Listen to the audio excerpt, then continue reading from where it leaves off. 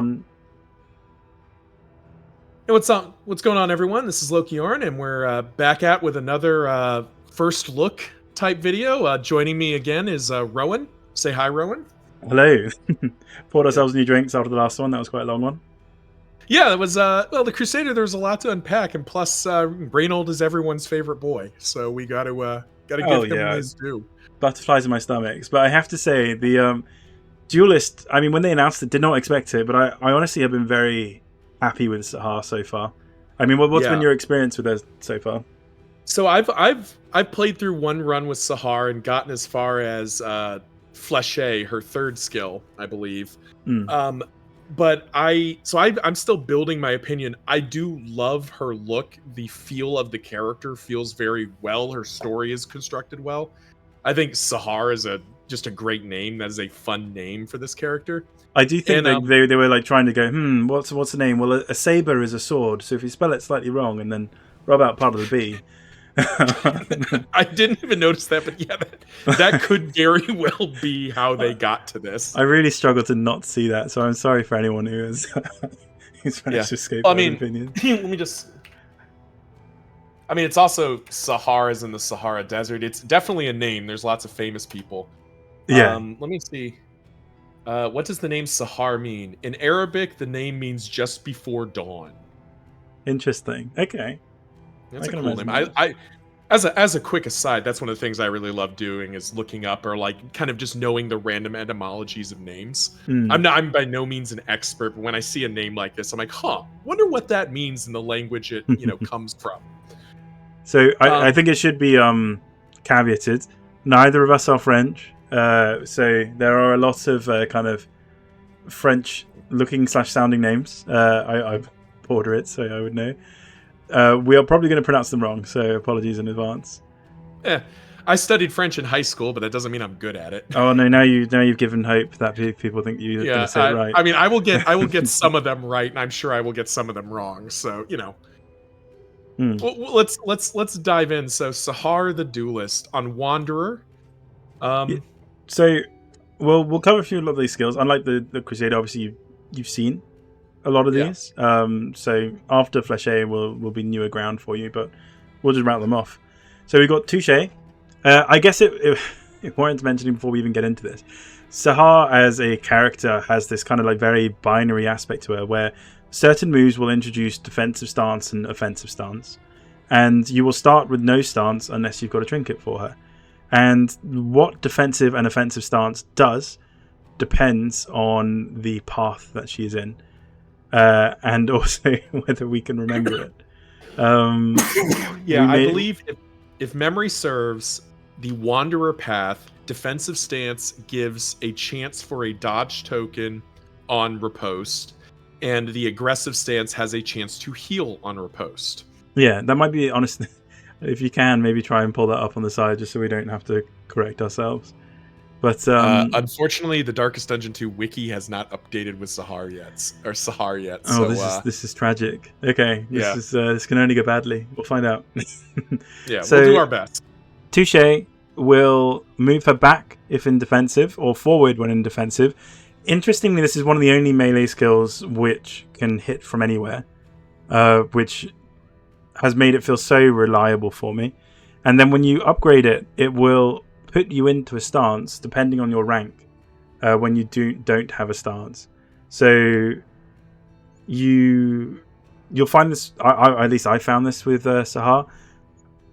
You sometimes, when you don't have Touche upgraded, feel like you have to take a turn off to get her stances online.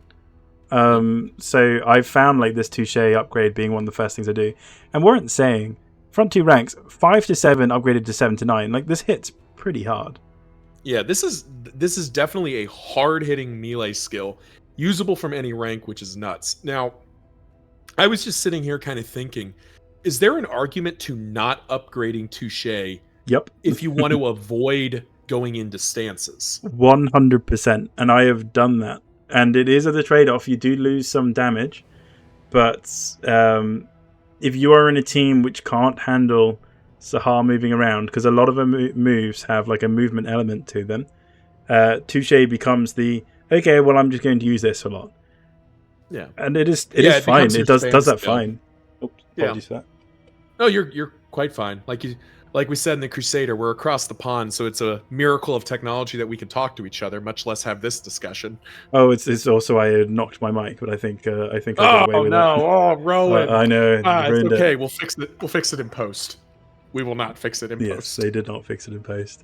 But yeah, Touche, honestly, really like this skill. This is, to me, the bread and butter of Sahar. Yeah. Right, Very moving much so. on. There's not a lot to say about it, truth be told. Like it is what it's just her baseline skill. It's the thing she's going to be doing a lot. I guess we will mention the back and forward, depending on stance, can mess with some teams. So we'd already kind of drawn a circle around it. Like there is merit to not upgrading this and not having to deal with that as a mechanic. So just something to bear in mind. Yeah, very much so. Right, Feint. 2 to 4, 2 to 4, 3 to 6 crit doubles as well on the upgrade. Self invert stance, which does mean if you're in defensive, you go to offensive. If you're in offensive, you go to defensive. And this is the nutty part. Gain 2 riposte base, gain 3 riposte when upgraded. So this has felt like a skill that is very spammable for her. It truthfully, the invert stance is only relevant if you need to make that shift. A lot of times the skill would almost be better if it didn't say that. Because if you're in aggressive stance and you want that heal off of the Wanderer riposte, you just want to keep doing it. Like why change it? But it does have a very strong merit to, you have a button that is almost always just going to fix your stance if you're in the wrong stance. And riposting is a big part of her character. And this is kind of at least as far as I know, your primary driver of gaining riposte stacks. And gaining 3 riposte stacks, I think the Highwayman can get that many in some circumstances. The Man-at-Arms cannot by default without like a lot of intervention. Yeah, like just riposte in general being such an incredibly action efficient move. Like there's a reason why like people are very hot on Highwayman and Man-at-Arms even after the nerf to Man-at-Arms damage. Like you're hitting up to 4 times per round with Feint. And like at that stance, at that point, like you could almost just ignore the stance element of this entirely again, and like this can just be a very, very solid skill. Like it doesn't move you. And it's worth noting, spammable. There is no reason your Duelist should not have riposte stacks. Yeah. Now, trust me, I'm not always the best at maintaining it. The invert stance is interesting. So I have found that sometimes, like you were describing, it does happen when I don't want it to happen. Yeah, like I might have her in rank 1 or 2, be in defensive, and I might want to stay in defensive, so I can gain those passive dodge tokens or some such. But it's okay. Like I'm obviously, though, I rate this move very highly just through merit of how strong riposte is. Right. By the way, I took this as a moment to Google. I have pulled up what each stance does. We were correct. Aggressive heals for 10% of HP on riposte. However, it is a 33% chance to trigger, so it's not guaranteed. Yeah, and so mathematically, it works out to 1 HP per riposte, basically. And then defensive you'll heal is for roughly 3. Defensive is a 33% chance to gain the dodge token. Right, ploughing on. Disengage. 3 to 5. You can use in the front 3 ranks. Hits the front 3 ranks. 3 to 5 damage. 5% crit. Upgrades to 4 to 6 and 10% crit. Ignores riposte, which that can be very helpful. It will put you into defensive stance and give you a dodge token. Move you back 1. And then you will pull or push the target depending on the stance that you were in when you use the move. And on upgrade, that pull will be upgraded to 2 and push upgraded to 2. And you gain a dodge plus token. I'm a fan of this one. I think like we're seeing it immediately. Like Sahar slots into these dance teams. So disengage and Touche by that merit as well is going to be those sort of skills where, sometimes you might want to kind of get out of danger or switch into defensive stance, but it's also a nice reset to get certain characters back towards the front where they might want to use their moves. So yeah, it's useful. I think this kind of skill though is kind of scary for some players, because having to deal with the whole movement aspect of a team can be daunting sometimes. Yeah, count me in amongst that category of people who don't want to deal with this. Like, Yeah. I like Zahar, and I think she's a very fun character, but I feel like you need a PhD to understand this. Like, it is a complicated character. Disengage, it is what it says on the tin. The thing that stuck out to me when I look at this, like the defensive stance generation, nice to have. The dodge and dodge plus token, very nice to have. The pull and push, I'm just not that interested. It doesn't feel super relevant to me most of the time.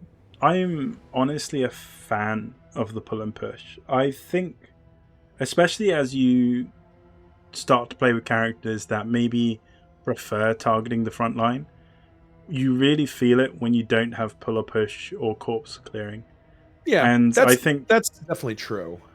I think being able to have that in your toolkit, in like a move that actually does still do stuff, like this puts you into defensive stance, can provide a defensive bonus, I think that's useful, you know?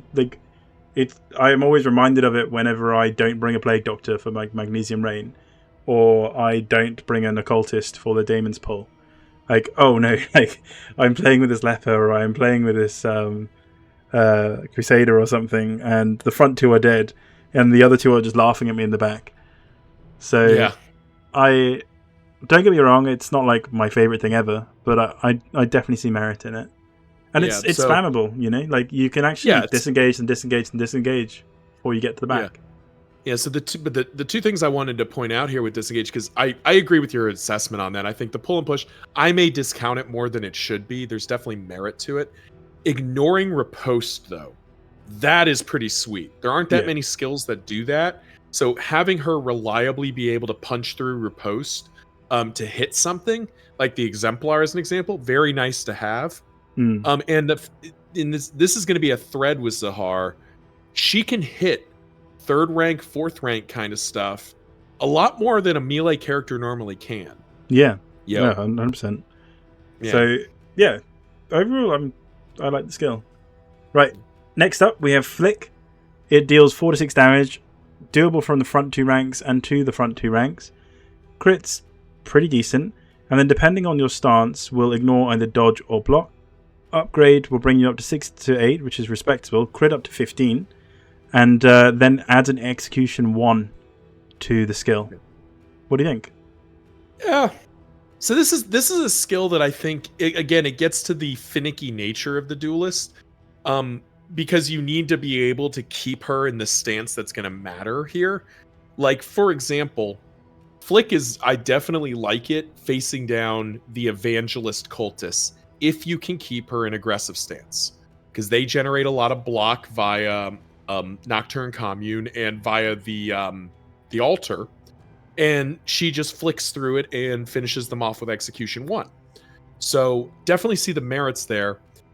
The challenge is that you have to keep her in that stance. So this is, in a way, it's almost narrowing her kit based on the fight, because you need to manage this stance. But that's the Duelist character play. That's the play style, is managing her stance. So maybe I'm just being a little bit negative on it.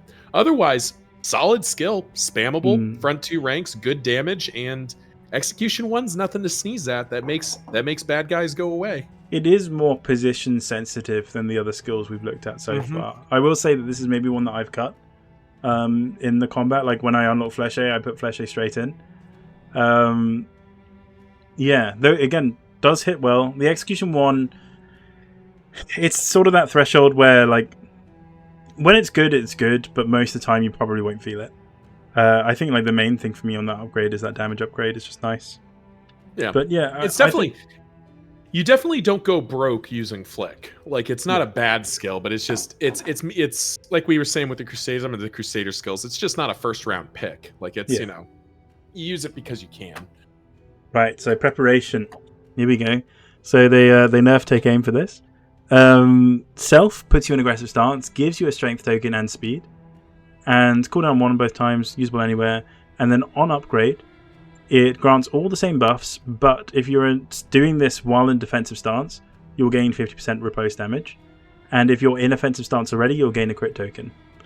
I'm a big fan of this. Now, obviously, the comparison to Take Aim is not apples to apples anymore. Like, you no longer gain speed with Take Aim for Highwayman, and you gain 2 crit tokens on upgraded Take Aim. But like being able to gain the strength in addition, like a lot of people are quite high on this from discussion I've seen at least. Yeah, and I definitely say, can you go up to Touche for a second for me? Sure thing. Actually, not. Do we know what her riposte hits for? Oh, not off the top of my head, no. All right, well let's. Yeah, I'll just do. I just wanted to do some quick math on this because I think I like preparation. This is a logical skill for her to have. It's a solid first round buff, like buff her up and then get her into a stance, and then you start doing your thing.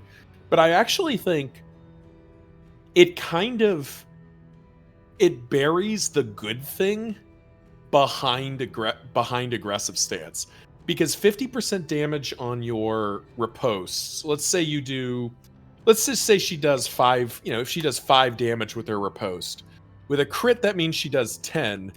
But with her other riposte, for 4 turns, she gets 50% riposte damage. If you can force that riposte damage, you're doing 7, 14, 21. Like, you get a lot of damage out of that buff over 4 turns, and you can easily keep the riposte up. The only limitation is that, as far as I've seen, the Duelist is not great at taunting herself, and she doesn't want to be taking a lot of damage. Yeah, she is very squishy. Yeah, she's very fragile. So I think, I'm sort of talking myself out of it, but I think the better damage buff is when she's in defensive stance, and then you get into aggressive stance, and then it kind of maintains you. But I think they serve different things, right? Like the preparation to get crit and strength and stuff, like that's when you're trying to gear up for large strikes and like finishing blows. Whereas the preparation that you're talking about, where you're trying to get this riposte damage and apply a riposte yourself with feint, is that's a different way of playing her, at least by my books.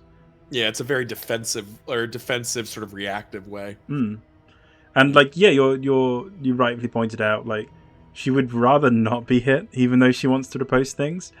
And so, as a result, you're probably looking for ways to give her dodge and dodge plus tokens around that, and needing to preparation in that mix maybe dilutes the number of moves you need to pull for it to feel reliable. But also, surefire way to not take as much damage is just to kill the enemy.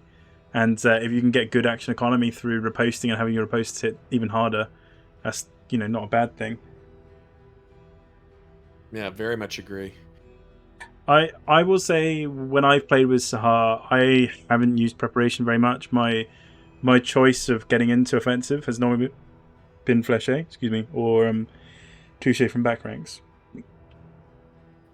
Makes sense. Yeah, I can kind of buy that. It's not like Take Aim, where Take Aim is just this very clear, like, Highwayman, do this, 2 crit tokens, kill something. Like, it's very clear what the Highwayman's trying to do. This feels a little bit weaker. Go ahead. Oh, I was going to move on to the boot. Oh yeah, the boot. I love this skill. As soon as I unlocked it, I was like, oh yes, I must use this skill. Not because it's good, but because it's it's not good, it's great. It's great, and it has an amazing animation to it. And plus, just kicking people is a thing. Yeah. So 2 to 5 damage, 5% crit, requires that we be in aggressive stance, and we get knockback 2. Yeah. Upgrading it increases the damage to 3/6 with a 15% chance to crit, and you add in a combo point and knockback 3, so it's send them to the back. Yep. Yeah, this is a skill where if you're reliably getting into your aggressive stance, you're just going to be kicking people and sending them to the back. A lot of merit against things like the Evangelist or the Foot Soldiers and the Tangle, characters that have very strong attacks if they're up front and very weak attacks if they're in the back. the damage total is a little bit disappointing. Like, it kind of feels like it's paying a substantial tax for its knockback and combo point relative to the amount of the moderate amount of setup. You just have to be in the right stance. But yeah, I wish it did more damage, basically, is the net. But it definitely does the thing, and it's very thematic to what it's doing. Yeah, agreed. Like, instances where I'd want to use this, I don't know, really. Like, you're right in terms of being able to push people out of the front to where they are weaker is really nice. Interestingly usable from position 3 as well. Like, that surprises me. Requiring aggressive stance, there's actually a few skills like that. So that's something to definitely bear in mind when playing the Duelist. But certainly agree with the whole, like, 3 to 6, like, nothing really to write home about. You're not using the boot because of the damage. The 15% crit is interesting though, but yeah, we'll see. Right, moving forward again. So, Yes. Again, also requiring offensive stance. You would need to upgrade this for it to care less about your stance. It will remove all stance tokens from yourself and then clear all skill cooldowns from the target. And then on upgrade, you can use either defensive or offensive stance. It will have the same effect, but only has a 50% chance of removing your stance tokens. This didn't really excite me when I first saw it, purely because, like, you know, I read the skill name, got excited, thought, oh no, they're giving us another encore, and then they didn't give us another encore. But that's the thing. They did give us another encore. It just requires that the Jester be there too. Yes. And that's that. I'm a lot higher on this skill than I think you are, but that's purely because my only run I've done with the Duelist, I saw, I think I'd either seen this skill already. I think you'd showed me this skill earlier before I ran. And I said, okay, the formation I'm running, which is called again, which is great. A great name because this is what you're doing, has the Jester in the 4th rank. So it's solo, finale, encore, again. Solo, finale, encore. Like, it is this incredibly gnarly combo. It takes several turns to set up, so it's only really meritorious in longer fights, and I didn't get to do it all that much. But this really synergizes with the Jester, who has a lot of long cooldowns. The other option, which I haven't experimented with, is the Vestal, because I don't know how this responds with her consecrations. Can you consecrate again, and then put consecrations on every single thing? I think you're right, you know. And you have the Seraph path of the Vestal as well, which makes her consecrations last 5 rounds. And then that also puts up her cooldown to 5. Okay, alright, I'm becoming an again respecter. That's Now granted, you think about the action economy we're talking about here, we're talking about a lot of turns of spend to do this kind of funny thing. But thinking about what we were talking about with the Crusader, like, if you have the Vestal and Sahar in the back ranks, and then Sharpshot Dismas and Aggressor Reynold, like, Sahar and the Vestal's only job is to keep Dismas and Reynold swinging, and that's where, like, Consecration of Light on both of them, which you can't do normally, but you can with again. They're going to obliterate everything, and Sahar and Vestal can kind of have that interplay. So I think this, at least as far as this skill is concerned, Sahar really has a synergistic relationship with the Vestal and the Jester as the two characters that have long, notable cooldowns. I'm trying to think. Just to warrant saying as well, I do believe they again does gain an encore-esque effect with Instructrice. But we'll come to that. Yeah, that'll be plot relevant. But yeah, that's basically my thought. Is there are some niche uses for again that are really kind of fun. I don't know that it's like, I don't know that I'd rate it as a generically good skill, because most characters don't have really long cooldowns. Like, you think about the Man-at-Arms Retribution, which now it goes from cooldown 2 to cooldown 1 when upgraded. I mean, again, just isn't worth it. You're spending a whole turn to get the skill back a turn early, like, whatever. But when you're talking about a 5-turn cooldown or a 3-turn cooldown with the solo finale where you're refreshing, or like in the perfect world, the solo finale encore where you're refreshing 3 skills, that has some juice to it. Yeah, and you have the odd cooldown skill, but nothing long enough for yourself to really benefit from it in this path. Yeah.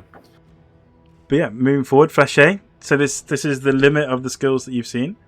So Flèche sort of we were talking about Holy Lance earlier. This is kind of more of what I expected from Holy Lance. When they very much so.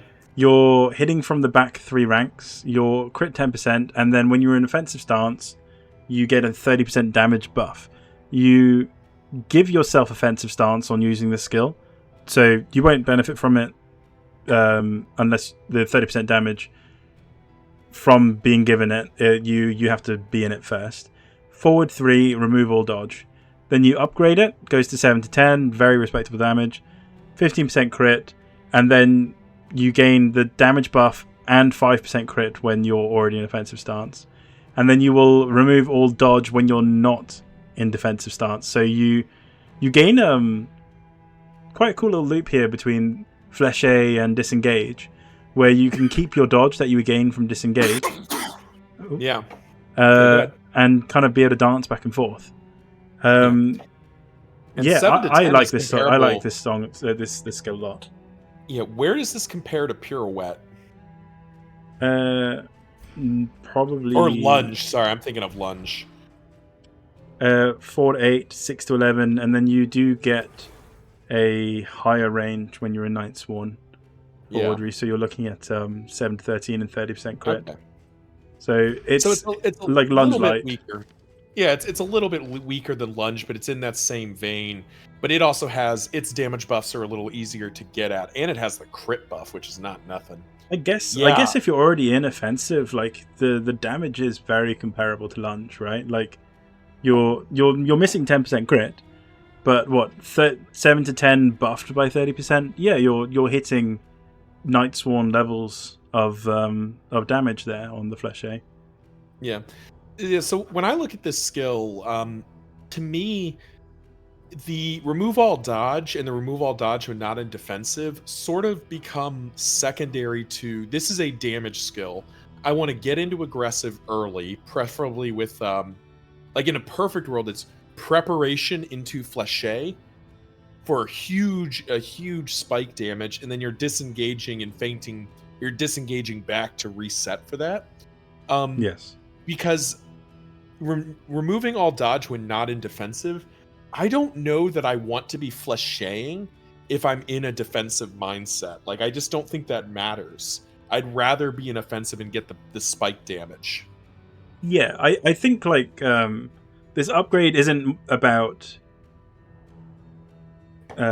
giving you a preferred way to play. I think it's more no matter what stance you're in, you're going to get some sort of benefit. I think when I'm Flècheing, I'd probably prefer to be in offensive stance because you really want to hit big and just try and finish things off rather than needing to dodge a hit in the first place. Very much agree. Right, now on to the first one you haven't seen yet. Meditation. So meditation is a little bit like a defensive preparation. You're putting yourself in defensive stance, you're giving yourself 3 dodge, and then if you're in defensive stance already, you gain 2 taunt, and if you're in offensive stance, when you use the skill, you gain 2 riposte.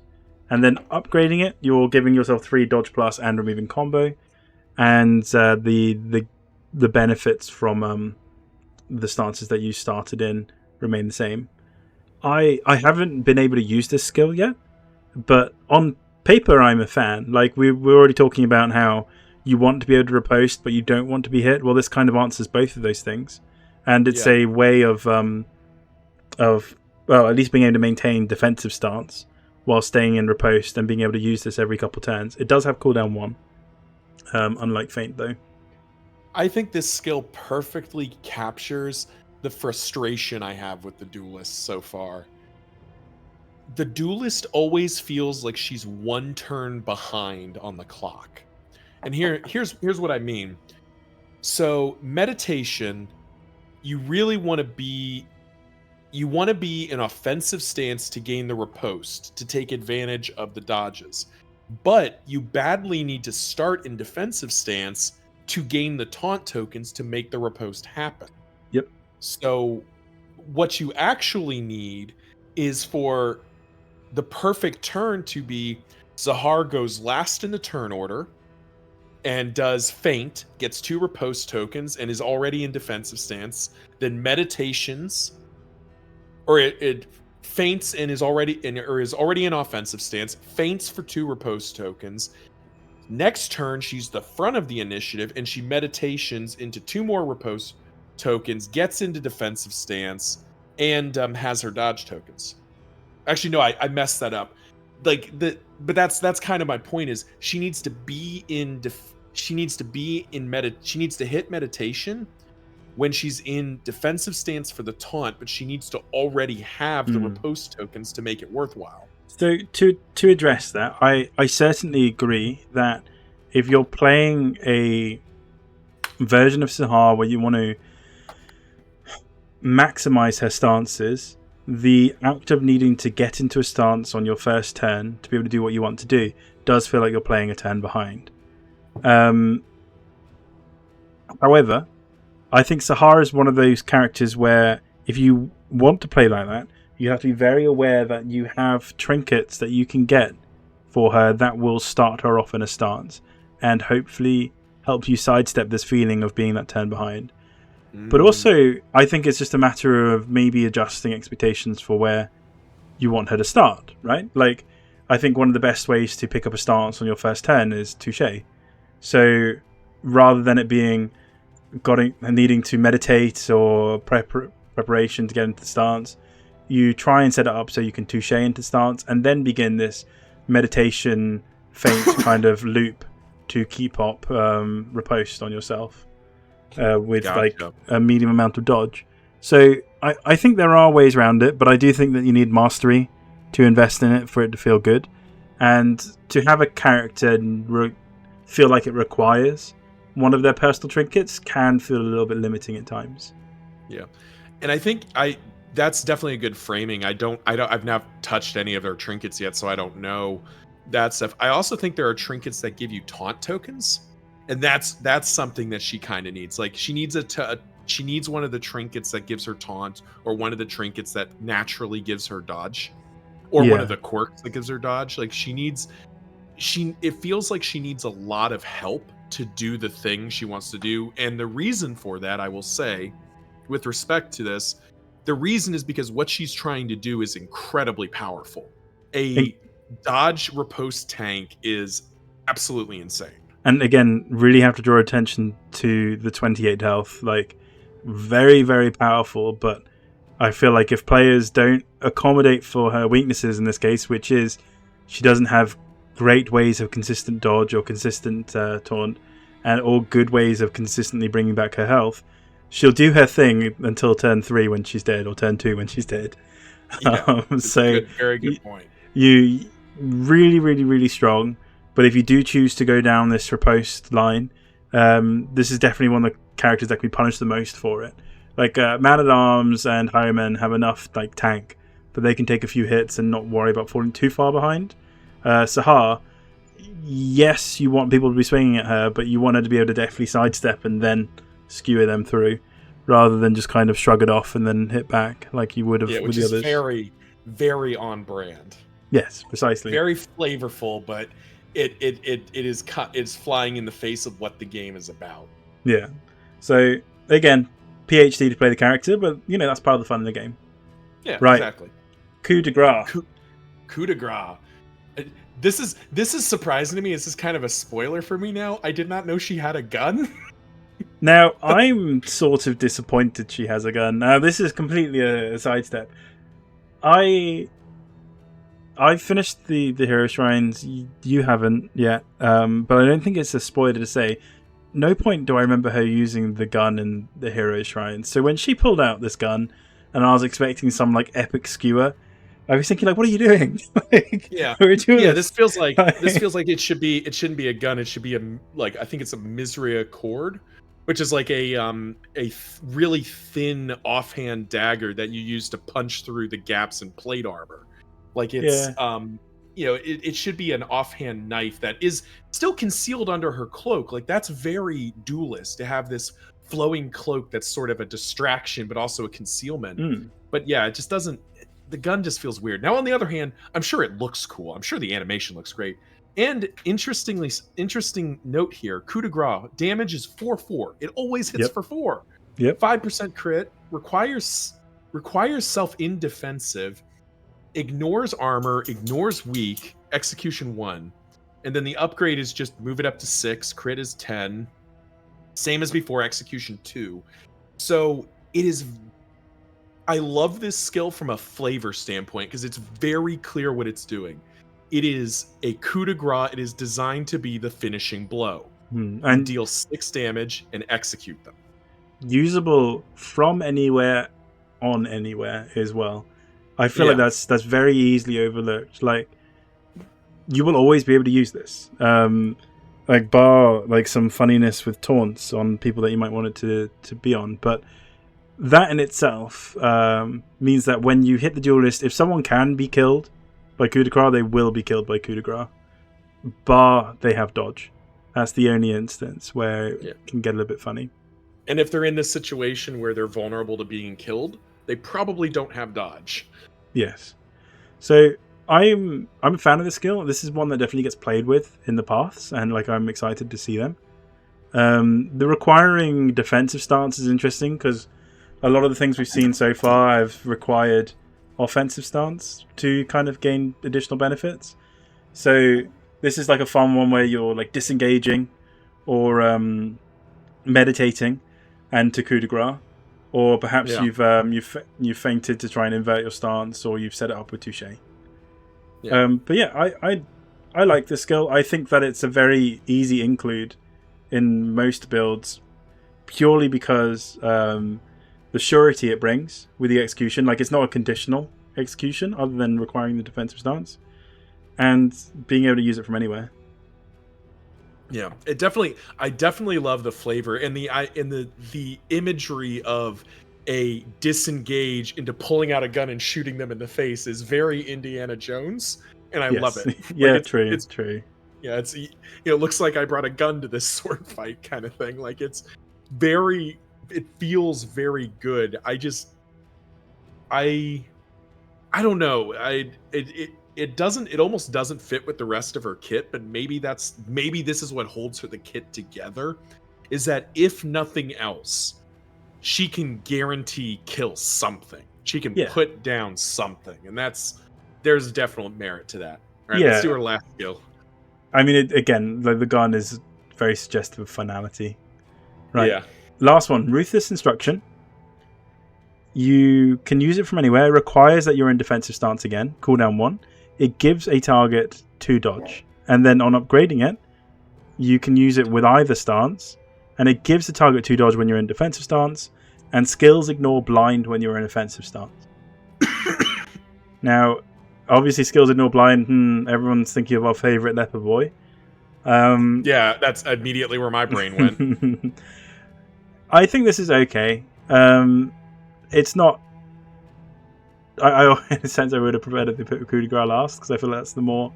Yeah, this feels kind of like Tenacity does too. This feels like the capstone skill is less impressive than an earlier skill. Yeah, I mean, it's not bad. Like, being able to give a target 2 dodge, I think is nice, and being able to ignore the blind in some fights is very nice. But yeah, nothing to write home about. Being able to be used from anywhere, again, nice. It's just not. It's not. It doesn't jump out at me as like, oh, whoa, I can do this, I can do that. And the dodge token's not upgrading on tier up either. Yeah, not my favorite thing. It feels. Yeah, this is very medium. Like, it is a button that you don't feel bad about pressing, but gosh golly, do you wish you could press something better. Yeah. Well, like with the other one, when we look at Duelist as like a whole, like theme-wise, Wanderer, like obviously the things which are jumping out at us are being able to dance, being able to like actually hit a decent number of ranks, battlefield movement of yourself and the opponent, and this like kind of binary element and riposte as themes, which yep definitely matches the whole any rank, riposte, dodge, and mobile description that Red Hook gave us. How are you I feeling like I about like this? her I like her tagline, perfection knows no pity. That seems on brand. Oh yeah, definitely. Um Certainly after the Hero Shrine. yeah, very much so. I haven't even finished it and I already got that vibe. I will I agree with your kind of analysis. I think there's not a lot left to say for Sahar on that. Like that is her character, and it's a question of figuring out how to use her because Yeah. her kit is very different. Most of the other characters, if they're doing movement stuff, you think about like the gesture with Solo Finale, basically resets him back to where he started, more or less, Yeah. or sets him back to the back. Sahar though is a character that's moving every turn. Now, I will one thing before we dive into the hero pass. In my run, I used the hatchling crocodilian, and that Okay. was gross. So hatchling crocodilian 20 has a every time a character moves or is moved, its move rank for any reason, all characters that moved get 3% more damage. And I have a 20% chance of getting -1 speed. So solo, everyone gets 3% damage. Finale, everyone gets 3% more damage. And Sahar constantly moving. I got her up to like, plus 30% damage. Wow. Yeah. So it definitely synergizes with that pet in particular, I, but it kind of felt like a who cares by the end of it. Like it's not nothing, but it's like, I mean, it's fun having more mobile characters in the roster. I think like when you're like thinking, okay, cool, I want to bring a jester to this fight. Oh, okay, well we've got to make sure my front line doesn't mind being moved around a bit, or playing around with like a Night Sworn Grave Robber and such. It's nice having more options there. So I think Duelist has a really fun niche that they can fill. Um, the Hatchling Crocodilian thing is very fun. I think I've kind of defaulted to when I don't know what to do with her, I just touche a lot and just yeah, don't worry about it. and I think that's the thing is she does have a failure. Her failure case, her floor is fairly high, but Yes. it's like compared to the Crusader, like the Duelist feels a lot less pushed than the Crusader is of just like solid plant your feet and deal with it kind of stuff. But Yeah. that's the fun. Right. Plowing on to her first path. Instructrice. Encore, again, until you get it right. A back row taskmaster capable of driving allies forward, whatever the cost. Stance passes provide recovery on killing blows, which, if you give me one moment, I'll just pull up what that is. I had it literally a second ago. Here we go. While you're looking that up, I'm getting the beatings will continue until morale improves. Now, Here. notably, it changes from the stances impacting on riposte to it being after a kill. So this is reduced in defensive, you lose a stress after a kill, and in aggressive, you gain 3 regen after a kill. And these aren't percentage effects; these are guaranteed. So that feels a lot better. Yes, immediately, like a lot more consistent, less vulnerable to randomness. So our affected skills are Disengage, again, Coup de Grace, and Ruthless Instruction. So I get the impression that Ruthless Instruction is going to be modified by all 3 of these, going from what the Crusader went through. All right. I can confirm now, unfortunately, that's not the case. Oh, disappointed. Yeah, I didn't want to leave you hanging on that one. Disengage. So, same ranks can be hit. 2 to 4 damage to 3 to 5. I'm pretty sure that's a damage dip, isn't it? If it is, it's a slight one.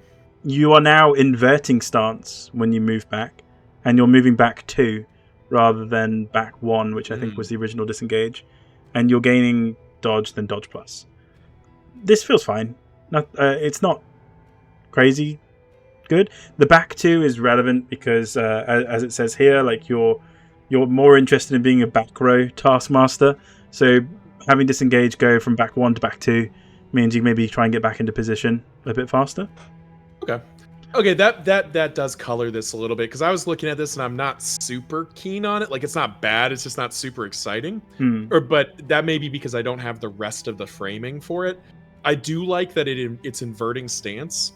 Yes. I think that definitely gives her more tools for controlling her stance, and it still continues to ignore riposte, which is super relevant. And the dodge plus generation, pretty useful. So Yeah. definitely like it. But I think it probably needs some. I need to see the other skills to understand what it's trying to do. Yep. All right. Well, next up we're heading over to again. So this requires that you are in offensive stance again. It now gives, and this is really really strong. Target gains plus 10% damage per stress for 4 turns, which blew my mind when I saw this. And then when you upgrade the skill, the target gains plus 3 stress and then an extra turn next round. So rather than it being immediately after, like Encore, it's the next round. And when in defensive stance and when in offensive stance, you gain this damage per stress for 4 turns. I would just say now, this is usable from the back 2 ranks. This is really strong. You can get up to a 90% damage bonus, but like in tough fights where people might be hovering at around like 4 stress, maybe 5 stress, like to get a 40 to 50% damage bonus on someone for 4 turns, which is normally the duration of a fight, is incredible. Loki, I'm going to hand over to you on this one. I don't know if you've seen this before. I have not, or if I did, I only saw it briefly. But yeah, I think that I think you hit it on the head that this is a pretty substantial damage bonus. I've spoken in the past because I think there's an occultist trinket that plays with stress, and I ranked that trinket as pretty much garbage. Because it was a lot more limiting. This has a much higher ceiling and a much higher floor as well. And just for comparison's sake, Wounding Words, the cultist trinket, plus 50% damage, minus 33% max HP, again, you're probably using it on a character that's got 4 to 5 stress, like you said. So it's effectively an entire cultist trinket for existing for 4 turns. Most fights don't last 4 turns, particularly not when you got somebody swinging at plus 50% damage. Yeah. So this feels really strong. The plus 3 stress, and again in the upgrade, I think is kind of nifty. I actually really want to see this with an aggressor crusader, because then like he gains the stress, kills something, loses the stress, and then just keeps smacking things, and like he basically mitigates all the stress damage by it does have killing things. Cooldown 3, that's obviously notable. So you're not going to really be able to put this on everyone in your team, but yeah, I mean that is indicative of how strong the skill is as well, though. Yeah, well, but here's the thing: cooldown 3, but the buff lasts 4 turns. Yes, yeah. It's more you're not going to be able to give someone an extra round or the buff every turn or anything like that. Yeah, it's a little bit weaker than Encore, because Encore is just the next action for free, and this is extra turn next round. Yes. So it's not as good as Encore in that sense, but it's weird to say that an extra turn is the failure case, but it kind of feels like that's the case here. Of upgrading again, you upgrade again so that you can always use the skill, because you'll get into stances fairly easily, it seems, with this. And I feel like honestly, this is probably Instructrice's bread and butter. Like I think it will be rare that you don't use this in a combat. Like especially when you've got like either your heavy hitter that you want that might be in the front tanking a fair bit, got it stressed up. Suddenly your man at arms is just going to be hitting for way too much damage, or like your leper or otherwise. Obviously though as well, like the plus 3 stress is not nothing. You probably don't want to be spamming this as a skill if you don't have any stress heal in your team. So just bears thinking about. Yeah, I think it definitely is a better fit for the aggressor crusader and any version of the leper. Because the leper manages his own stress very well. Yep. So you don't need a lot of help. The jester also has some synergy because he can mitigate that plus 3 stress on his own. Yeah. with his skill. Bolstered sort of gets there eventually, but not as quickly. But yeah, this feels very strong. Yeah, I think your example of Aggressor Crusader is probably like the easiest slot in. Right, next up we have Coup de Grace. So we're now adding damage variance to this skill. So it's now only usable from the back 2 ranks and usable on the back 3 ranks. 4 to 6 damage, 50% crit, cooldown 1, execution 1. And then on upgrade, your crit's going to 20%, your damage is going to 5 to 8. And on Killing Blow, you clear your skill cooldowns, which would mean you can use again. Ooh. Yeah. This is a skill that's got it's when it's good, it is going to rock your world. When it's medium, it's just kind of okay. Like I feel like that's the description here, because like when you land, like if you again, let's say perfect scenario, you again the Crusader, he bashes something down to almost dead, then your Sahar comes up again, executes it, and again's your leper. Yep. Or any heavy hitting front ranker like your Hellions or otherwise. Like Yeah. this seems like cool, and again it's building into this kind of this back rank Taskmaster-esque archetype, which is very different from what we saw in Wanderer. I'm sorry, the emblem of my microphone just flew off at me. Unusual. Don't know if anyone heard that. Yeah, really, really cool. All right, I'm just gonna go looking for this thing. If you have any closing thoughts on this. Not on this. Why don't you move over to Ruthless Instruction while you go look for your thing, and I'll talk about it, or at least the base version. Let's see. So Ruthless Instruction requires you be in a stance. Target, if their stress is 5+, they get -2 stress when in defensive, and they gain +1 stress and a strength token if they're in offensive stance. If you're in offensive stance, and then that enhances up to -3 and +2 for a crit, and you do remove horror as well when you're in defensive stance. I don't know. This doesn't feel particularly exciting to me. If you're in defensive stance, this is a stress heal, but there are a lot better stress heals out there. And the fact that in an offensive stance you're generating, you kind of want to be in offensive stance to get that strength, or more importantly, that crit token. Yeah. By the way, I'm back. I think like regardless of your stance, when you're using this when you need it is going to feel great. Like being able to add stress to then synergize with again to scale the damage and give them a crit, I think is going to feel fantastic. Yeah, that's true. That crit into, again, I don't know why I'm harping on the aggressor so much, because a highwayman would do it too. Yeah. Like anything where like that crit token is going to turn into an instant kill on something is going to feel great. Particularly with again, if you think they're now at 70% enhanced damage plus a crit token, like there aren't many things that stand up to that. I will say, I'd be interested in putting together a skill combination for this, because getting into your stance, I think, will be not a challenge, but like definitely more meaningful for this path. And just as a note, again, to just bring up the stance passive, so reducing 1 stress after a kill and gaining 3 regen after a kill. Do we feel like those as stance, not upgrades, but changes, impact any of the other skills, or like maybe how we would want to play her? Because I think it is meaningful on kill. Yeah, it is meaningfully on kill, so it means that Sahar needs to be getting the finishing blows. However, she does have, she has a reliable execute skill. She has Touche, which is always just good damage. She has Flèche if you need a bigger spike. And I think they're much better than the baseline ones because they always happen. I think you're more likely to be getting the stress heal than you are. Go back to again real quick. Cool thing.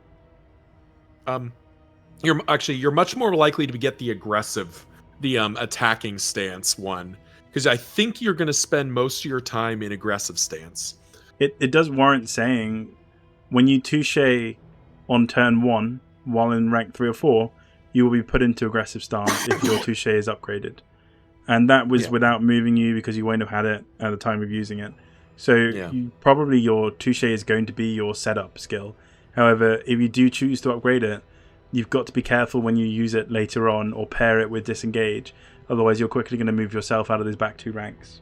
Yeah, and I think if we talk about skill build here, I think it becomes like touche, disengage, probably again coup de grace, and probably, I guess, ruthless instruction gets to come along as kind of the filler. Yeah, it becomes difficult, really, because the ruthless instruction is probably the narrowest application. Like, again, it is just so strong, you're going to want to do that every combat. That is almost always your turn 2, unless you have the trinket that starts her in aggressive stance. Precisely. And you're going to want to try and fit in coup de grace when it's upgraded when you can. So you could almost meditation or something, and that can be your way of getting into defensive if you need it. And then you're setting up at least a riposte. No, that's going to be less meaningful when you're in the back. Yeah, but it's not nothing. Yeah, I mean, I think it's something like this. I think you could drop Ruthless Instruction for meditation or Disengage for meditation. I like having Disengage just to make sure that if for some reason, if coup de grace is on cooldown and we have to land a touche for something, having Disengage is just I can safely get back to the back rank. Oh, yeah, 100%. I think, you need Disengage on Sahar. You could maybe drop touche for a preparation instead, and then use preparation to set up for your offensive stance. Then you don't have to worry about accidentally moving yourself forward with touche, but then it does leave you without an easy every turn hit or But my beef with preparation versus touche is that touche does damage and preparation doesn't. And Zahar, if we think about if we have 4 turns with her, what do we do?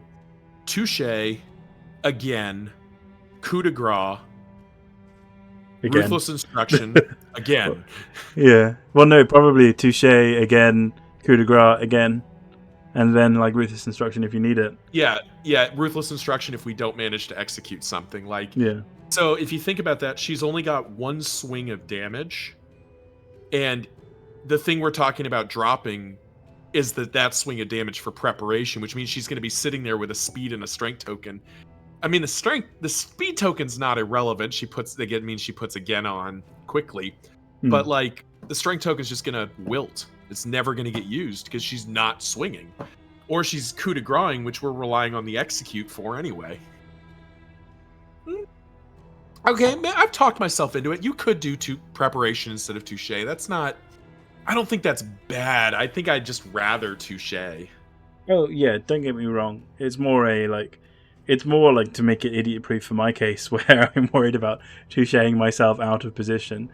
But if you start her in 4th position, you could use it, once more after the first one without being out of those back 2 ranks. So I think touche is probably a very the safest pickup. Yeah, I'm probably going to let this be the. Yeah. Yeah. I think that's this probably requires a bit of refinement, but this is probably a good starting point. Yeah. Right. Antagoniste. Imbecile. You're nothing to me. That's very French. Well, I live very close to France. So, skilled at disrupting the enemy, creating openings for allies to exploit. Stance passives overpower or undermine, debuff, resist. I'm just going to read out what that does exactly. Mm-hmm. Provided what I'm reading is correct. Defensive stance means that sword skills lower 5% of debuff resist of enemies for 3 turns, so it applies a debuff to debuff resist. And aggressive stance gains 20% debuff resist piercing. So affected skills here are touche, disengage, the boot, and coup de grace. Okay, So this is the best hero path because it affects the boot. Exactly. So, touche, we lose damage. We're down to 4 to 5, and then it gets upgraded to 5 to 7. And then, dependent on your stance, it will either apply weaken or vulnerable. Now, you're also losing where you can hit. So you can no longer hit from the back rank, but you gain being able to hit the third rank. Mm-hmm. And when it's upgraded, you gain more damage, more crit, and you, like all the other touches that we've seen so far, gain a stance if you are in no stance, depending on your rank. I really like this skill. It's got great reach. It reminds me of Crush in Man at Arms, just very reliable. And being able to gain vulnerable, or rather, being able to apply vulnerable at such a low cost to you, repeatable, no cooldown, feels really good. Like, I could see you running like a third rank duelist in Antagonist and just touching, and notably, you've lost the move forward, move back. If you third rank touche, gain aggressive stance, you can touche for the rest of the combat and just keep applying vulnerable. Now, you did obviously lose damage, but being able to apply vulnerable, then you're getting the damage back effectively. Yeah, precisely.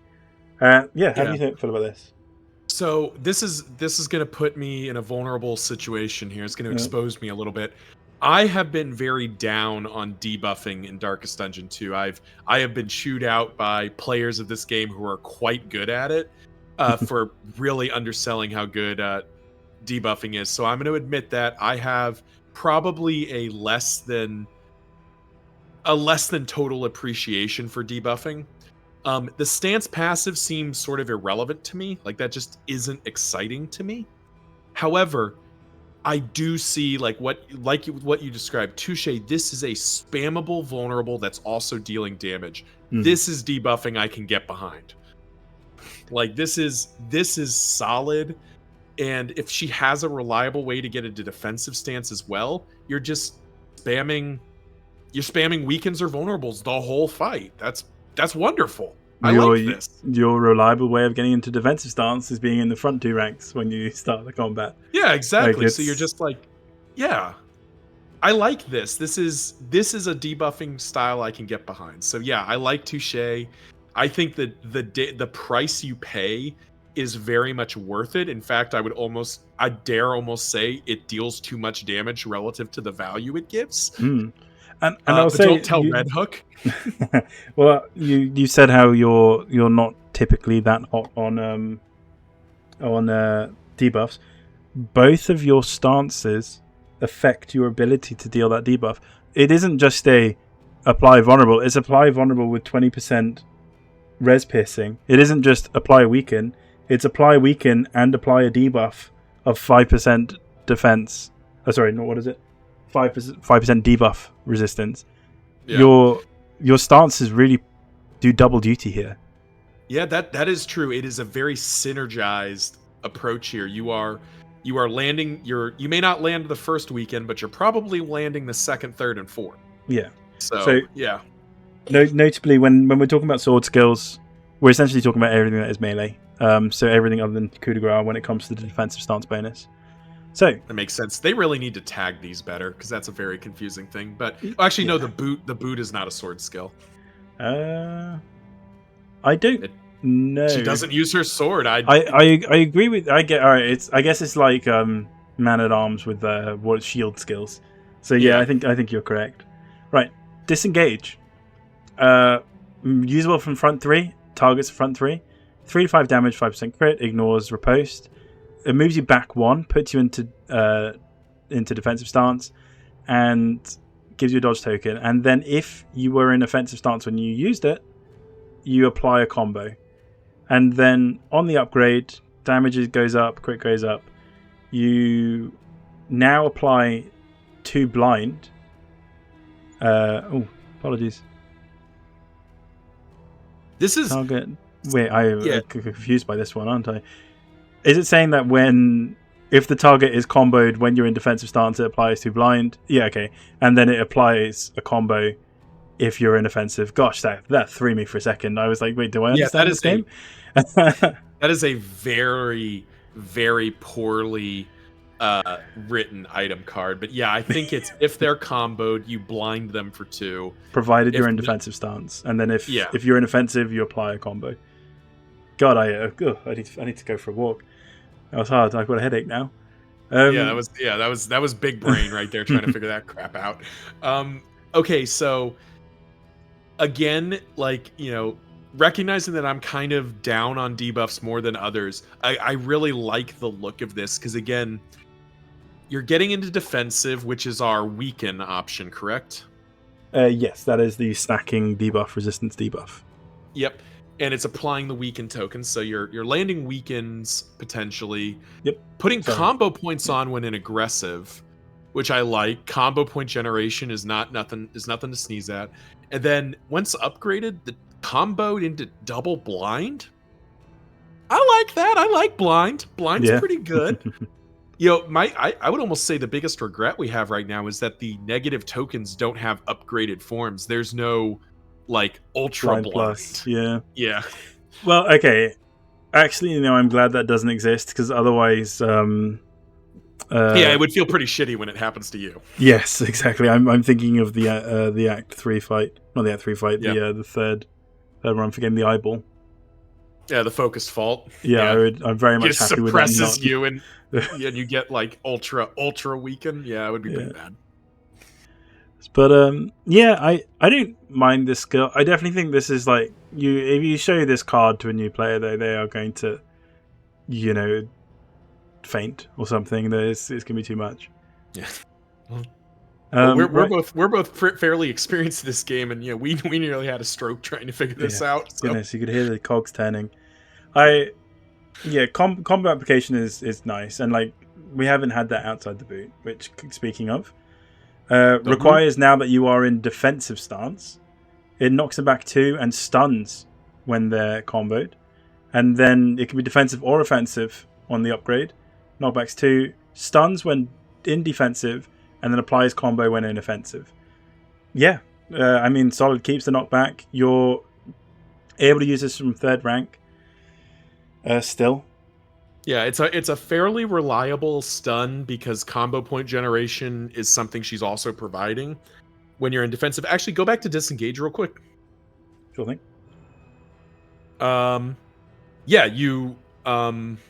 You're in aggressive stance. You disengage, combo them, go into defensive stance, kick them in the head, and stun them. That's a very natural combo. Yeah, I think they like most of the time it will probably be dead before then. Like if you're applying a combo and you probably have another person to use it. However, I do think that this as a skill is solid. It's a shame. It's a shame it requires a stance at all to gain those secondary effects. The knockback isn't nothing to sneeze at. I still stand by everything we were saying before of like being able to shuffle out units that we don't want to be in the front anymore, or kill them, and as you're killing them, knock them back. I think this is reasonable. I think it's trying to build more into like hey, you can be in defensive stance more as an antagonist and not worry as much. I definitely agree. I think I see the value of antagonist basically. Like I'm getting what I am picking up what this path is putting down right now. Yeah. And then lastly, coup de grace. See what you think of this. So damage has gone down. Requires that you're in offensive stance rather than defensive. Cooldown 2. Removes all stance tokens. It applies 2 weaken and 2 vulnerable to the target. And now, here it is. On upgrade, can be defensive or offensive. Removes all stance tokens. And then if you are in defensive stance when you use the skill, you stun the target. Otherwise, if you're in offensive stance, you weaken twice and vulnerable twice. This is what I was talking about I think in another video, when this is the least amount of setup required for a stun we've had. And this is usable from anywhere and can target the back 3 ranks. Yeah. So maybe I'm about to commit blasphemy here. I look at this and say, I don't know why you'd ever upgrade this skill. Interesting. Why? It is the lowest setup stun possible. 2 weaken and 2 vulnerable is more valuable than a stun, I think. I don't strictly disagree on that as a point. As for the upgrading, though, I think that this is a medium to high tier upgrade.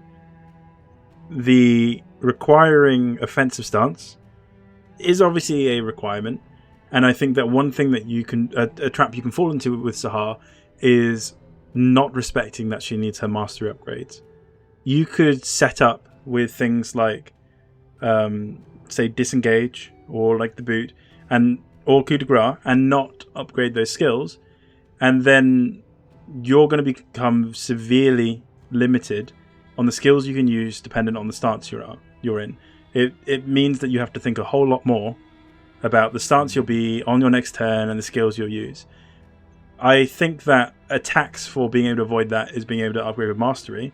So as a result, I think that you will almost always want to upgrade coup de grace, and having a stun on defensive when you need it will feel incredible. So I don't disagree that the weakened and vulnerable are incredibly powerful, and you're using this on offensive, you're going to have that 20% piercing. It's probably going to land like 80% of the time. But yeah, I think that the hidden like kind of balancing with this hero is how reliant some of these skills to get their like full effect are on having a stance that can be mitigated by upgrading with mastery. Yeah. All right, you've sold me. You've sold me. Okay, it does get its upgrade, but I do think you are going to aim to land this on aggressive more than defensive. But to your point, having it be usable on either stance is high value, and if the failure case for this skill is stunning the enemy, that's a incredibly high floor. Oh yeah, I mean like, gosh, yeah. we can think of the number of times like when you get a stun off on an enemy, it feels great. It never feels bad. That's for sure. I mean, there's a reason Red Hook tried to dial it back, because the amount we all abused it in one was incredible. Yeah. And like having this as a almost no setup stun, like not needing combo, not needing like any other like funniness. Yeah, just really, really strong. Oh, it does come at the downside though of removing your stance tokens, and like I'm curious what you think about that. I think it's just not your first mastery upgrade. Your first mastery upgrade is touche, and then you upgrade coup de grace. Yeah, like you just build with the mind that you need to have she's an engine. Sahara's an engine, and you always need to have your starter. Mm-hmm. And touche is probably one of her better starter options. As long as you have the starter upgraded, coup de grace becomes the finisher.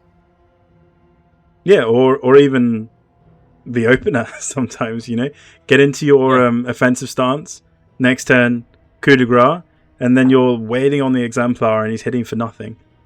Yeah, he hits for nothing, and your aggressor crusader's hitting for 50. Yeah, because he's an animal. So yeah, there we go. Okay, so leaning into the debuff path, interestingly, I'm a lot more high on this as a debuff path than I am on like occultist or something. Like, yes, I like the occultist curses, and like one of my favorite skills on say like runaway is the smoke screen skill, or smoke bomb, I think it is. When you upgrade that and you get like vulnerable too, I'm a believer. I know you're not. Well, I think Sahar might make me a believer here, and I will say one of the things that helps Zahar's antagonist here, all of the skills she's debuffing with are still doing damage. Yep. They're still influencing the fight. Like, that's my beef with the occultist's curses. The runaway, the smoke screen is a defensive thing, and it is providing the vulnerables. And the combo. Yeah. Yeah, and the combo. Like, it's doing a lot, but you're still taking a turn off to do that instead of doing the damage. Sahar, I keep saying with a Z, it's Sahar. I need to do better. Is always contributing to the fight, even as she's debuffing, and I think that's what gets me over the line. Is we're not having a character do nothing and try to land debuffs, which by the way can be resisted. She's always going to do some damage, and that makes me happy. Again, for the benefit of my skill loadout saving, for also anyone else who might be watching, I mean, we're starting with touche, disengage, coup de grace. Like, that's easy. I'm not sold we have to take the boot, and I'm curious how you feel about that. I think we can live without the boot here. I mean, Um, I think if you don't have very good corpse removal or shuffle, then the boot creeps in. But otherwise, I'm there's for okay with this, that. yeah, Uh, yeah. what would you be bringing as your next two Hmm. skills? So there's lots of options here. I kind of like the idea of feint, actually. Yeah, I mean, being able to invert your stance and not need to move you, and Yeah, hittable. it's a good way to modify the stances if you need to shift for coup de grace, Mhm. or just need to shift around. Then I kind of like the notion of fléché here Yeah, I'm because just thinking on it. Okay. yeah, because disengage is moving us back 2, right? I No, no it's back back one. 1. Okay. But all our skills are still usable.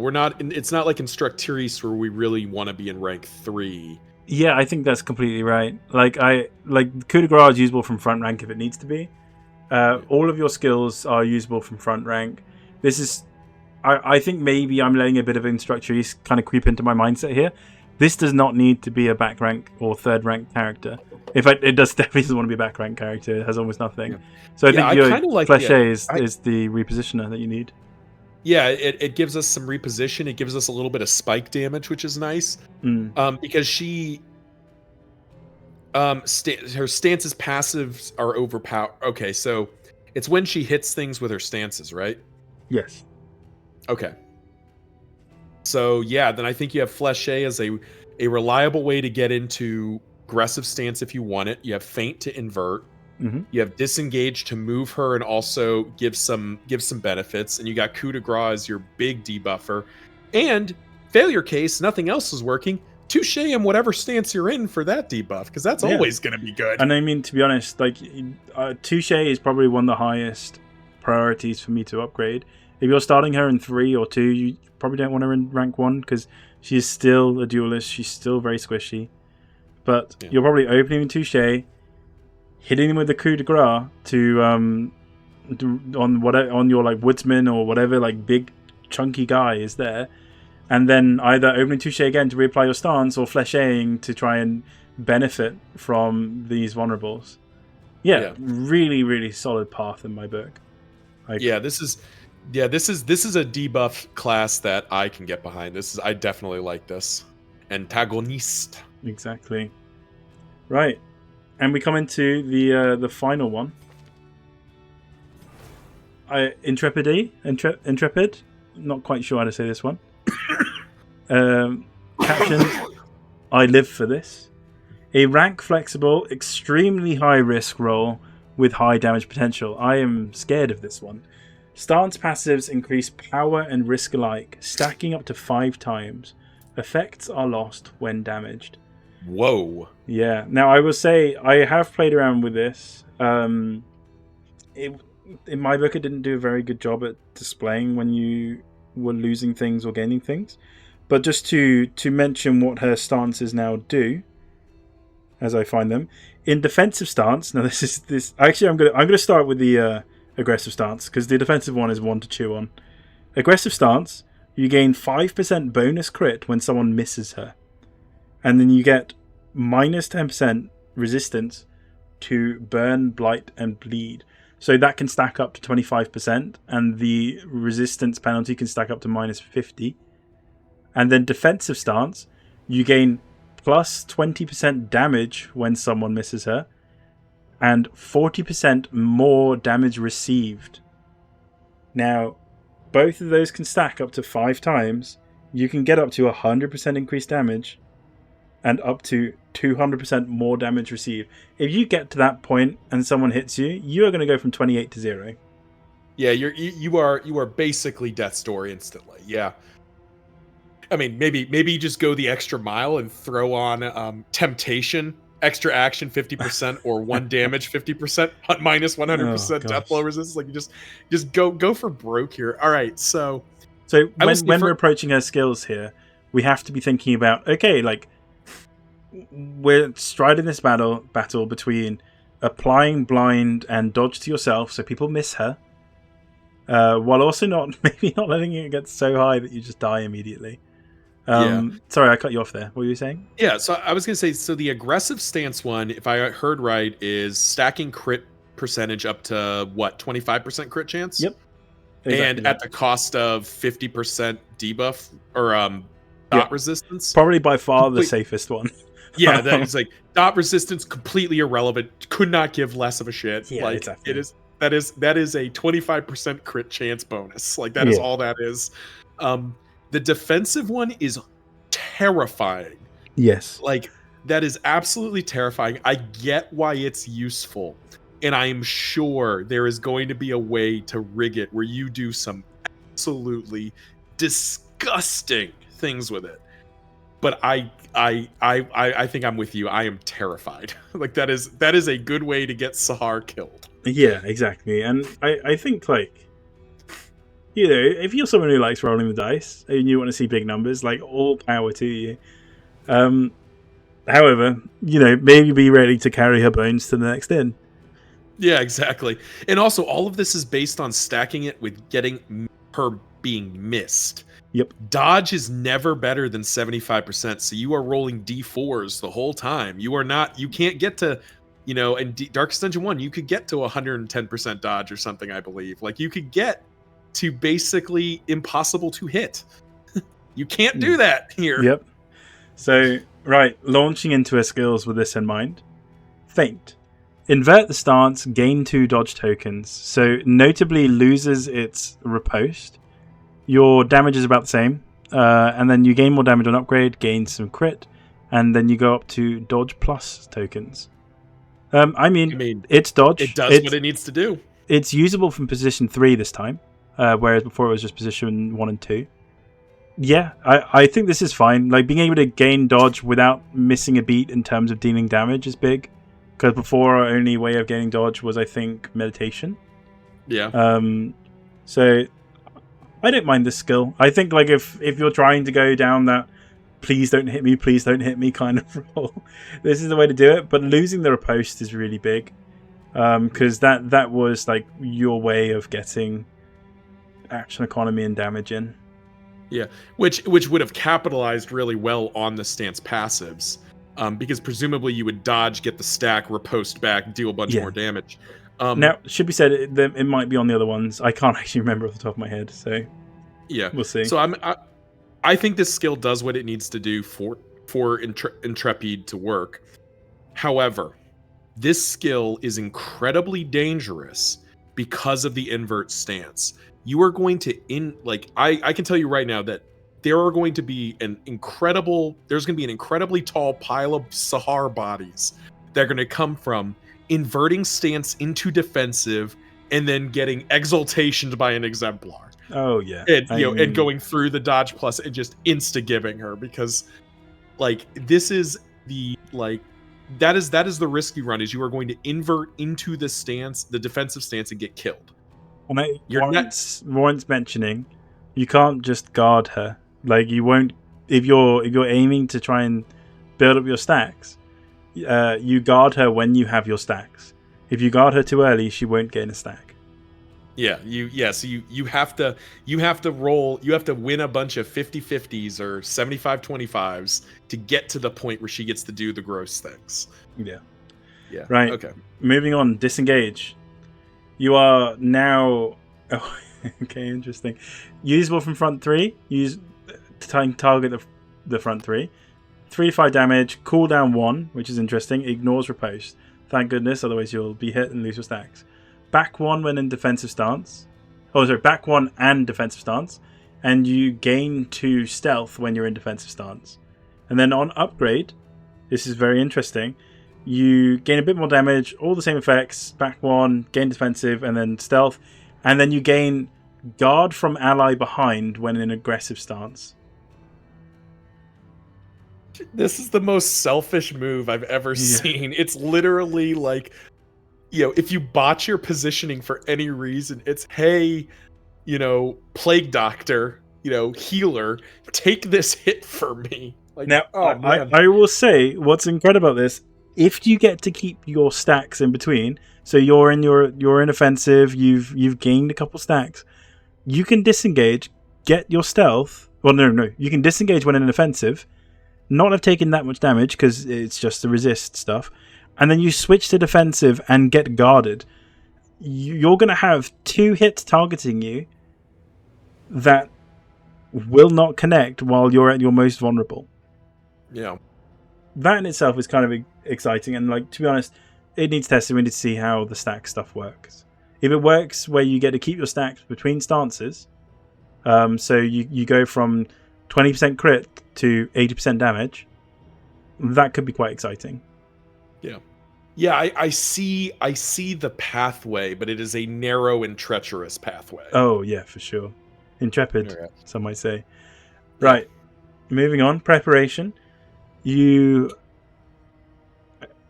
I'm struggling to see what's different on this one for the first one. I assume, is it positional? It's the no. It's the it's just the second bit. Okay, yeah. Yeah, it's just the second bit. It's to remove dots when you're in defensive.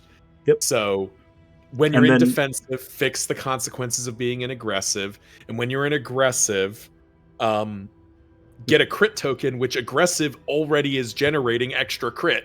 Yeah. I'm sort of mid on this one. Like, you're already, like you say, trying to generate crit while you're in aggressive.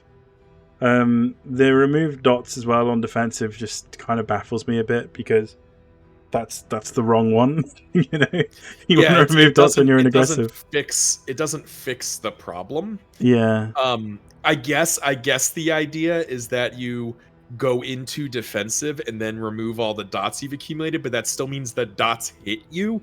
And I don't know if that counts as running as losing your stacks, but like, yeah, this is just bad. I don't even think it's mid. I think it's bad. Like, this doesn't help you. Yeah, you're not going to want to use this. You're going to want to end the fight. Otherwise, you're going to take 30. Yeah, exactly. Like, I think it's intended to band-aid the bad thing happening. But the whole point of this path is that if you kill them fast enough, the bad thing never happens. Like, yeah, I don't. Yeah, this away from me. Right. To end it all off, coup de grace can. Well, we'll see. So you can use it from all 4 spots and hit all 4 spots. Cooldown of 2, damage 4 to 6, 5% crit. Self removes intrepid stance effects. So you'll get out clause, and then afterwards increase the damage. So I think this is going to be like I've hit my stances, I need to get out of here before I get hit. You coup de grace, benefit from the crit or benefit from the increased damage, and then you've lost the stance effects, and you no longer have to hold your breath. And you get to live. Yeah, you get to live for another turn. So I'm trying to think of what the turn looks like here. So you do probably touche to set up stance. Yeah, touche to set up your stance. You feint to get dodges. And then either finish the coup de grace. You disengage to get guarded. So you're up to probably 2 or 3 stacks. Yep. Then you coup de grace. You're never going up to 5. You're going to stop at 2 or 3 stacks, and you just do that over and over again. Well, because this is where it gets a little funky. Is if you touche, if you're wanting to be in the spot where you're going to get arguably the most dodges, you're going to want to be in the front 2 ranks. That will put you into defensive stance. So you would touche to gain defensive stance, and then feint to try and get your dodge in, and then disengage. So you would benefit from the stealth, which is if you're trying to get to the increased damage rather than the crit on coup de grace. You could also start in front rank or an earlier front rank and start with disengage. I just saw the 5-turn combo here. We swap. We put preparation on. Okay. All right. So we are in rank 1, or we're in rank 1 or rank 2. Touche. All right. We are now in defensive stance. Feint. We are in aggressive stance, and we have 2 dodge plus tokens. Disengage, back to defensive, and we gain preparation. Yeah, we gain protection. Preparation. which cleans up any dots we have on us and gives us a strength token and a speed token, coup de grace. We have, in theory, we have a crit chance of probably plus 10, plus 15. And we've stacked up a little bit. We coup de grace and do it again. So if anyone's listening and thinking, is this going to work like we're describing? Probably not. No, not at all. I think that's the underlying analysis here. This is a really cool idea for a stance. This is the full throttle, all speed, no brakes. Yes. So you're playing solitaire ideally. Yeah, exactly. You're playing by yourself and your enemy is blind and has a bunch of skills that don't deal damage. Like it is just like, it is. Frankly, this is just not a very good path. I don't think it's a badly designed path. I think it's a very this is going to appeal to some players like humongously. Like this is, which is fun, like I love that exists. Yeah, I think that's exactly right. The other place that I kind of wonder if this would lead, there is a member of the Darkest Dungeon 2 Discord. His handle was Hall Taker. He's one of, as far as I'm concerned, he's one of the best players of this game, period, end of story. He was doing solo character runs. Oh, I've heard this. Yes. Yeah. And I think it only works with the Grave Robber, as far as I know, or a couple of others. But he would save edit to get Thrilling Tablet. So you'd start with Thrilling Tablet, and he would have one character in his party and go all the way through. Intrepid feels like that is what it's going for. It is a single, like in a perfect world, you would have the Intrepid, and then you would have 3 other characters that do nothing. They're just like rocks. So that she can actually move and not be stuck in rank 1. And then it's Thrilling Tablet, all speed, no brakes. If you get hit, you're probably dead anyway. Yeah. I mean, like, I think the idea of what the other characters should be is probably a bigger question for Intrepid than other paths as well. Like, being able to have access to blind is very valuable through either trinkets or through skills. Being able to guard her if she's in danger is probably quite important. Yeah, but she's always in danger. That's the thing. Oh, she's for sure. But like, when you've gone through the work, to get your stacks and you want to preserve those stacks, being able to say like, cool, I've got, let's be real, 2 stacks or 3 stacks. I've somehow managed to string together not being hit that many times. Now I'm going to guard her with my Man-at-Arms, and she's just going to be dealing 60% more damage. I think the stack 5 thing is very, very hopeful. Like, keep in mind, like, it's kind of a trap. Yeah, you're winning a coin toss 5 times in a row, or like, obviously if it's a dodge plus, that coin toss is a little bit better. Or if you're playing with blind and just normal dodge tokens, it's a coin toss with advantage, right? So it's going to be very hard, and I think that playing this, you can't fixate on the 5 times. I think you get your 1 or 2, and then you immediately try and guard her up and just not let her get hit, and then benefit from the stacks. Yeah. And just pray they don't have AoE. Yeah, I think you're right, and I think that's why I don't like this hero path. I'll never use this hero, but I like that it exists. I think it should exist. Yeah. But I think at least as it's currently written, this is like, this is a yikes. We're in trouble in the background. We hear you. Yeah. Yes, Winston, we hear you. Winston's an intrepid enjoyer and thinks that we're being too harsh on it. Okay, well, to that tune, where would we be starting with this? Definitely Touche. Definitely Disengage. Probably definitely Coup de Grace. Yeah, you need Coup de Grace. I think the reason they toned down Coup de Grace's damage and didn't give it an execute here, which I kind of wish they kept the execute, is because it's intended to be the finisher. Yes. Which makes sense. Yeah, it makes sense. Feint for the invert, so you can get out of the scary stuff. Yeah. And then... Does she have any... I think meditation is the only other skill that might be usable here. Yeah, the dodge, but it doesn't give... Oh, it does give dodge plus. I'm wrong.